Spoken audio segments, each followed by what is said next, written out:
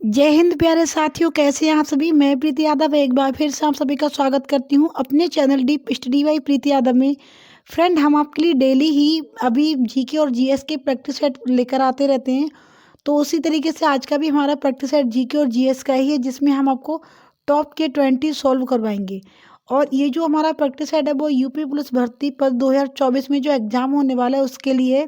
और इसमें हम आपके लिए एनसीईआरटी के चुनिंदा प्रश्न लेकर आते रहते हैं। तो फ्रेंड, चलिए टाइम को वेस्ट ना करते हुए अपने क्वेश्चन की तरफ बढ़ेंगे। अगर आपने अब तक हमारे चैनल को सब्सक्राइब नहीं किया है तो प्लीज़ आप सब्सक्राइब कर लें और बेल आइकन को भी प्रेस कर लें, ताकि इसी तरीके के और भी प्रैक्टिस सेट का फ़ायदा आप लोग उठा सकें। ये देखिए, हम प्रैक्टिस सेट डेली ही लेकर आ रहे हैं और ये सीरीज तब तक चलेगी जब तक यूपी पुलिस का ये एग्ज़ाम नहीं होता। तो आपके लिए बहुत ही फ़ायदेमंद रहेगा इस तरीके से। तो देखिए, बात करते हैं अपने पहले क्वेश्चन की। हमारा क्वेश्चन है, भारत में सूर्य सबसे पहले किस राज्य में निकलता है। ठीक है, यानी जो इंडिया में जो सूरज का जो सनराइज होता है, ठीक है, सूर्य उगता है, तो सबसे पहले कौन से राज्य में दिखाई पड़ता है। गुजरात में, अरुणाचल प्रदेश में, राजस्थान या फिर नागालैंड में। तो आपको पता होगा सूर्य किस दिशा से निकलता है, पूरब से। देखिए, ये हो गई हमारी दिशाएं, पूरब, पश्चिम, उत्तर और दक्षिण। ठीक है, तो ये इस साइड पे हो गया हमारा पूर्व, ये हो गया पश्चिम, और ये हो गया उत्तर, और ये साइड हो गई दक्षिण की। तो सूर्य कहाँ से निकलेगा, ये निकलेगा यहाँ से। ठीक है, ये हो गया इस साइड से सूर्य का उदय होगा हमारे भारत में।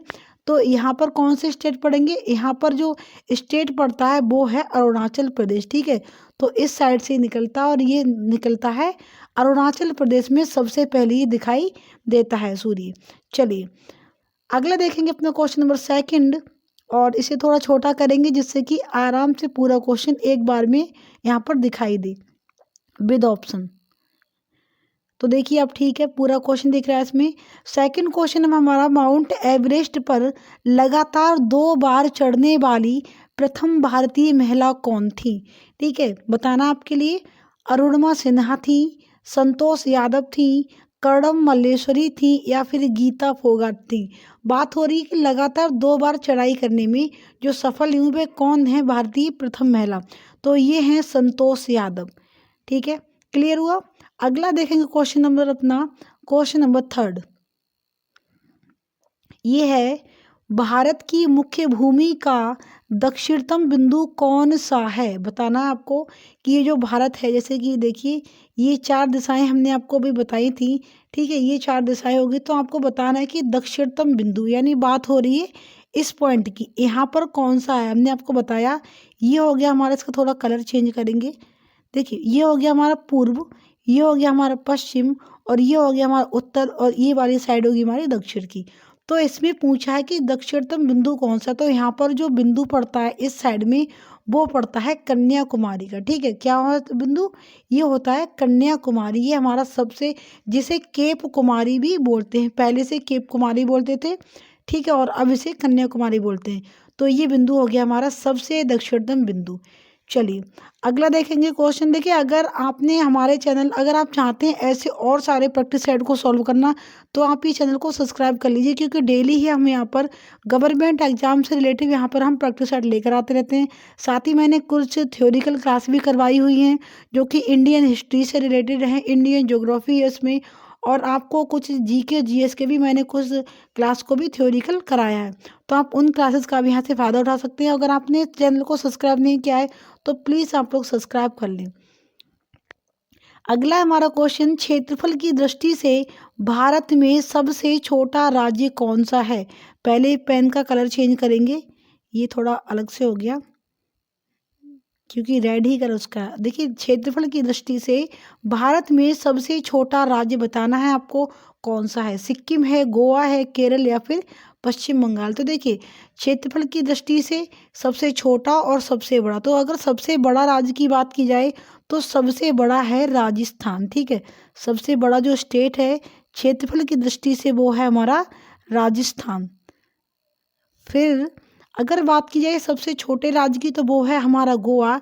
ठीक है, और अगर जनसंख्या की दृष्टि से बात की जाए सबसे बड़े राज्य की, तो जनसंख्या की दृष्टि से जो सबसे अधिक एरिया वाला जो राज्य है वो है हमारा उत्तर प्रदेश, यानी जिसे हम यूपी भी बोलते हैं शॉर्ट में, ठीक है। ये हो गया हमारा उत्तर प्रदेश।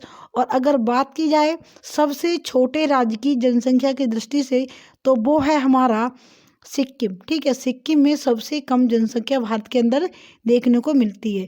और उत्तर प्रदेश में सबसे अधिक जनसंख्या देखने को मिलती है। और अगर बात की जाए क्षेत्रफल की दृष्टि से सबसे छोटा तो गोवा हो गया, और सबसे बड़ा जो राज्य है वो है हमारा राजस्थान। तो ये भी आपके सारे कॉन्सेप्ट क्लियर हुए। देखिए ऐसे ही हम बहुत सारे प्रैक्टिस सेट आपको लेकर आएंगे जिसमें सारी चीज़ें आपको यहाँ पर सॉल्व होने वाली हैं। अगला है हमारा क्वेश्चन नंबर 5, और ये है ओणम का त्योहार भारत के किस राज्य में मनाया जाता है। ओणम एक त्योहार है, वो बताना है आपको कि भारत के कौन से राज्य में मनाते हैं इसे। तमिलनाडु में, आंध्र प्रदेश में, केरल में या फिर महाराष्ट्र में। तो ये जो ओणम जो है फेस्टिवल वो है केरल का, ठीक है। ये केरल का फेस्टिवल है। अगला देखेंगे अपना क्वेश्चन नंबर 6, और ये है सौर मंडल से संबंधित, ठीक है, यानी ये अंतरिक्ष से संबंधित है। ये देखिए हमारे सौर मंडल में सबसे चमकीला ग्रह कौन सा है। मंगल है, बुध है, बृहस्पति या फिर शुक्र है। तो जो सबसे चमकीला है, जो सबसे ब्राइट है, वो है हमारा शुक्र ग्रह, ठीक है। ये हमारा शुक्र ग्रह है जो कि सबसे ज़्यादा चमकीला ये है, बहुत सुंदर दिखाई देता है दूर से देखने पे ये। अगला हमारा क्वेश्चन है क्वेश्चन नंबर 7, और ये है किस देश की स्थल सीमा सर्वाधिक देशों के साथ लगती है, ठीक है। ऐसा कौन सा देश है जिसकी स्थल सीमा जो है वो कई देशों के साथ लगती है। रूस, चीन, अमेरिका या फिर ब्राज़ील। तो वो कौन सा देश है, ये है चीन। चीन की जो सीमा है वो काफ़ी सारे देशों के साथ लगती है। तो देखिए अगर बात की जाए कि कौन कौन से देश हैं जिनकी सीमा चीन के साथ लगती है, तो टोटल 14 देश हैं जिनके साथ चीन अपनी स्थलीय सीमा साझा करता है। और देखिए कौन कौन से देश हैं ऐसे वो, तो अगर बात करें कि किन किन देशों के साथ इसकी टोटल सीमा लगती है, तो वो टोटल जो सीमा है स्थलीय नहीं, यानी टोटल जो सीमा इसकी है वो 14 देशों के साथ लगती है। जैसे कि भारत हो गया, पाकिस्तान हो गया, अफगानिस्तान, तजाकिस्तान, किर्गिस्तान, ठीक है, कजाकिस्तान, मंगोलिया, रूस, उत्तर Korea, Vietnam, Laos, Myanmar, Bhutan और नेपाल। तो इतने देश हैं इनके साथ इसकी जो सीमा है वो लगती है, ठीक है। और लगभग इसी से थोड़ा मतलब अकॉर्डिंग रूस भी अपने देश के मतलब रूस भी इतने ही देशों के साथ सीमा अपनी साझा करता है। तो चलिए अगला देखेंगे अपना क्वेश्चन नंबर था हमारा 8, और ये साइंस का क्वेश्चन है, फिजिक्स से रिलेटेड है ये। बैरोमीटर के पठन में तेजी से गिरावट किस बात का सूचक है। तूफान का, भूकंप, भारी बरसात या फिर अत्यधिक गर्मी। जब बैरोमीटर तो उसके जो पठन में तेजी से जो गिरावट आती है तो वो किस बात का सूचक है ये, कि तूफान आने वाला है, भूकंप की संभावना है, भारी बरसात या फिर अत्यधिक गर्मी। तो ये होता है तूफान का, ठीक है। इससे मालूम पड़ता है कि तूफान आने वाला है। अगला है हमारा क्वेश्चन नंबर 9, और ये है भारतीय मरुस्थल का क्या नाम है, ठीक है। ये जो मरुस्थल है हमारे भारत में जो कि राजस्थान में पड़ता है, तो आपको उसका नाम बताना है, उसका क्या नाम है। गोबी का मरुस्थल, थार का मरुस्थल, सहारा मरुस्थल या फिर अरेबियन मरुस्थल। तो इसका जो नाम है हमारे इंडियन मरुस्थल का, यानी इंडियन डिजर्ट जो है हमारा वो है थार का मरुस्थल, ठीक है। थार डिजर्ट जिसे बोलते हैं। अगला हमारा क्वेश्चन नंबर 10, और ये है काजीरंगा राष्ट्रीय अभयारण्य किस राज्य में पड़ता है, ठीक है। जो काजीरंगा नेशनल पार्क है वो किस स्टेट में पड़ता है। सिक्किम में पड़ता है, असम में, मेघालय में या फिर नागालैंड में। तो ये पड़ता है हमारा असम में, ठीक है। असम में हमारा काजीरंगा नेशनल अभयारण्य ये पड़ता है। अगला है हमारा क्वेश्चन नंबर 11। आप लोग एक काम करें, मतलब अपने स्कोर को भी आप चेक करते रहें कि आप इसमें कितने क्वेश्चन आपके सही हो रहे हैं और कितने क्वेश्चन आपके गलत हो रहे हैं। टोटल हमारे जो प्रैक्टिस सेट में प्रश्न हैं वो 20 है, इस प्रश्नों की संख्या, जिनमें से 10 प्रश्नों को हमने अभी सॉल्व कर लिया है। लास्ट में अगर आप चाहें तो हमारे साथ अपने स्कोर भी शेयर करिएगा कमेंट बॉक्स में कि आपके इन 20 प्रश्नों में से आपने कितने सही करे हैं।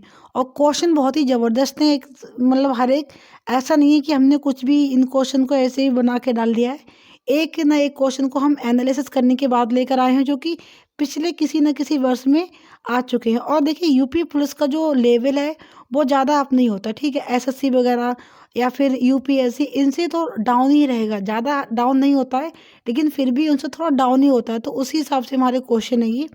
अगला हमारा, पृथ्वी अपनी धुरी पर किस दिशा की ओर घूमती है? ठीक है, ये जो पृथ्वी घूमती रहती है अपनी धुरी पर, वो किस दिशा में घूमती है? पश्चिम से पूर्व, सॉरी पूर्व से पश्चिम की ओर, पश्चिम से पूर्व की ओर, उत्तर से दक्षिण की ओर, या फिर दक्षिण से उत्तर की ओर।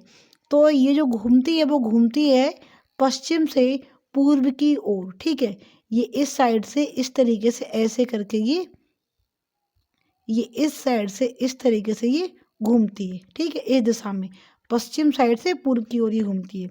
चलिए अगला देखेंगे अपना क्वेश्चन नंबर 12, और ये है, उज्जैन शहर किस नदी के किनारे बसा हुआ है? बताना आपको, कोसी नदी के किनारे, नर्मदा नदी के किनारे, शिप्रा नदी, या फिर टोंस नदी। तो ये किस नदी के किनारे बसा हुआ है? ये है शिप्रा नदी के किनारे बसा हुआ। ठीक है, और आप लोगों को कमेंट में बताना है कि लखनऊ जो शहर है वो किस नदी के किनारे बसा हुआ है, लखनऊ शहर। ठीक है, जो कि उत्तर प्रदेश की राजधानी है। तो बताना आपको कमेंट बॉक्स में कि ये शहर किस नदी के किनारे बसा हुआ है। अगला क्वेश्चन देखेंगे अपना, क्वेश्चन नंबर 13 है हमारा, हमारी आकाश गंगा का क्या नाम है? बताना है आपको, दुग्ध मेखला, मिल्की वे, एक और दो दोनों ही, या फिर इनमें से कोई नहीं। तो ये दुग्ध मेलखा जो है ये भी राइट है इसका जवाब। ठीक है, ये जो दुग्ध मेलखा ये भी सही है, और मिल्की वे ये भी ठीक है। दुग्ध मेलखा हिंदी हो गया, मिल्क वे इंग्लिश हो गया, तो इसका जवाब जो हो जाएगा वो हो जाएगा ऑप्शन नंबर 3, यानी एक और दो दोनों ही इसके सही जवाब हो जाएंगे। चलिए अगला देखेंगे अपना, नेक्स्ट क्वेश्चन है हमारा क्वेश्चन नंबर 14, और ये है, वास्को डिगामा भारत कब आया था? वास्को डिगामा ने ही भारत की खोज की थी, तो ये कब आया था? 1947 में, 1957 में, 1462 में, या फिर सॉरी 1562 में, या फिर 1814 में। तो ये आया था 1497 को। ठीक है, ये 1497 यानी सन 1497 को ये भारत में आया था। चलिए अगला देखते हैं अपना क्वेश्चन नंबर, अगला ये है हमारा क्वेश्चन नंबर 15, हमारे सौर मंडल का मुखिया कौन सा ग्रह कहलाता है? ये जो हमारा सौर मंडल है उसका जो मुखिया है जो कौन कहलाता है? बताना आपको, इनमें से कौन सा ग्रह? मंगल ग्रह, चंद्रमा ग्रह, पृथ्वी, या फिर सूर्य। तो ये क्या कहलाता है? ये होता है सूर्य। ठीक है, इन सभी को हमारे सौर मंडल का दादाजी के नाम से इसे जानते हैं, यही इनका मेन मुखिया। क्योंकि हमारे घर के मुखिया कौन होते हैं? जो बुजुर्ग होते हैं, जैसे दादी हो गए, दादा हो गए, ठीक है, पिता हो गए, तो यही होते हैं हमारे घर के मुखिया। तो उसी हिसाब से जो इनके घर का जो मुखिया, सौर मंडल का जो मुखिया है सौर परिवार का, वो कौन होता है? वो होता है सूर्य। चलिए अगला देखेंगे क्वेश्चन। उम्मीद है आपको क्लास पसंद आ रही होगी, और आपको क्वेश्चन भी आप अच्छे से इनके आंसर कर पा रहे होंगे। अगला क्वेश्चन हमारा, भूकंपों का देश के नाम से किस देश को जाना जाता है? यानी ऐसा कौन सा देश है जहाँ पर ज़्यादा से ज़्यादा भूकंप आते हैं, यानी अक्सर वहाँ पर भूकंप देखने को मिलते हैं? जापान है, मैक्सिको है, तंजानिया, या फिर मेडागास्कर। तो ये हो जाएगा हमारा जापान। ठीक है, जापान, यहाँ पर जो भूकंपों की संख्या है और देशों के मुकाबले यहाँ पर अधिक देखने को मिलती है, तो इसीलिए हम भूकंपों का देश के नाम से भी इसे जानते हैं। चलिए अगला देख लेते हैं अपना क्वेश्चन, क्वेश्चन नंबर 17। 20 में से अभी हम 17 क्वेश्चन को सॉल्व करने वाले हैं। वायुमंडल की सबसे निचली परत कौन सी कहलाती है? वायुमंडल, क्षोभ मंडल, मध्य मंडल, या फिर आंतरिक मंडल। तो ये होती है ऑप्शन नंबर 2, क्षोभ मंडल। क्षोभ मंडल को हम वायुमंडल की सबसे निचली परत के नाम से जानते हैं। अगला देखिए अपना क्वेश्चन नंबर 18, और ये है, सौर मंडल में ग्रहों की संख्या कुल कितनी है? ठीक है, तो 7 ग्रह हैं, 8 ग्रह, 9 ग्रह, या फिर 10 ग्रह। कितने हैं टोटल ग्रह? बताना आपके लिए अभी। ये हो जाएगी 8। ठीक है, कितने होते हैं टोटल? टोटल होते हैं 8 ग्रह। कौन कौन से होते हैं? तो सूर्य से जो दूरी के अनुसार है उसी हिसाब से देखेंगे। बुध हो गया, शुक्र हो गया, पृथ्वी, मंगल। ठीक है, फिर से देखिए, बुध, शुक्र, पृथ्वी, मंगल, बृहस्पति, शनि, यूरेनस और नेपच्यून। ठीक है, ये हो गए टोटल, कितने हो गए? ये टोटल हो गए हमारे 8 ग्रह। ठीक है। और सूर्य से जो उनकी दूरी के अनुसार अंग्रेजी में भी इनके नाम को अगर आप याद रखना चाहते तो इसका जो सिंपल सा वो है तरीका है वो है my very affection mother just served us nuts. ठीक है, ये हो गया हमारा इसको याद करने का एक सिंपल वे। चलिए बताएंगे कैसे आपको, मतलब अगर आप चाहते हैं इस ट्रिक से कि इसे याद कैसे करने, तो उसके ऊपर हम अभी एक जल्दी में क्लास लेकर आएंगे, वरना प्रैक्टिस सेट बहुत ज़्यादा फिर लंबा हो जाएगा। देखिए अगला क्वेश्चन देख लेते हैं। अगला क्वेश्चन हमारा क्वेश्चन नंबर 19 और ये है, इनमें से कौन सा ग्रह सूर्य से सबसे अधिक दूरी पर स्थित है? अरुण, वरुण, शुक्र या फिर पृथ्वी। बताना है कि सबसे अधिक दूरी यानी सबसे लास्ट में कौन सा ग्रह आता है। तो वो आता है हमारा, ये होता है वरुण। ठीक है, कौन सा होता है ये? वरुण होता है, जो कि सबसे अगर पास की बात की जाए, सबसे नज़दीक ग्रह, तो वो कौन सा हो जाएगा? वो हो जाएगा बुध ग्रह। बुध ग्रह जो है वो सूर्य के बिल्कुल पास ही होता है। चलिए अगला देख लेते हैं अपना आज का लास्ट क्वेश्चन, और ये है क्वेश्चन नंबर 20 और ये है, भारत का राष्ट्रीय गीत किसने लिखा है? ये तो बहुत ही सिंपल क्वेश्चन है, और ऐसा नहीं कि ये सिंपल क्वेश्चन है तो इस तरीके के क्वेश्चन नहीं आते, ऐसे भी क्वेश्चन आते हैं, थोड़ा टफ भी होते हैं, यानी उसमें लेवल होता है वो इक्वल करते हैं, थोड़ा अप थोड़ा हाई। ठीक है, तो ऐसा नहीं है कि अरे भाई ये तो बहुत ही सिंपल क्वेश्चन हो गया ये नहीं आएगा, हर तरीके के क्वेश्चन देखने को उसमें मिलते हैं। तो देखिए इसके आंसर बताना आपको, बंकिम चंद्र चटर्जी, रविंद्रनाथ टैगोर, बी आर अम्बेडकर या फिर सोमनाथ स्वामी। तो बाकी के हमने आपको 19 क्वेश्चन अच्छे से सॉल्व करवा दिए, उम्मीद है आपने भी इनके आंसर सही से दिए होंगे। इस वाले का आपको आंसर बताना है कमेंट बॉक्स में कि क्या है इसका सही जवाब। उम्मीद है आप सभी इसका भी आंसर कर पाएंगे, क्योंकि बहुत ही सिंपल सा क्वेश्चन है ये। और अगर आपको हमारी क्लास अच्छी लगी तो एक लाइक करते जाइए, बाकी अपने दोस्तों के साथ भी हमारी वीडियो को शेयर करना मत भूलिए। अगर चैनल को आपने सब्सक्राइब नहीं किया तो प्लीज़ आप लोग सब्सक्राइब कर ले, ऐसे ही बहुत सारे प्रैक्टिस सेट हम डेली लेकर आते रहते हैं, और ये सीरीज तब तक कंटिन्यू रहेगी जब तक कि यूपी पुलिस कांस्टेबल का एग्जाम नहीं होता। तो यानी कुल मिलाकर आपके लिए ये बहुत ही हेल्पफुल होने वाली है सीरीज। तो आप लोग प्लीज़ इसे सॉल्व करें और चैनल को भी सब्सक्राइब करें। मिलते हैं अगले ज़बरदस्त प्रैक्टिस सेट के साथ, तब तक के लिए जय हिंद, जय भारत।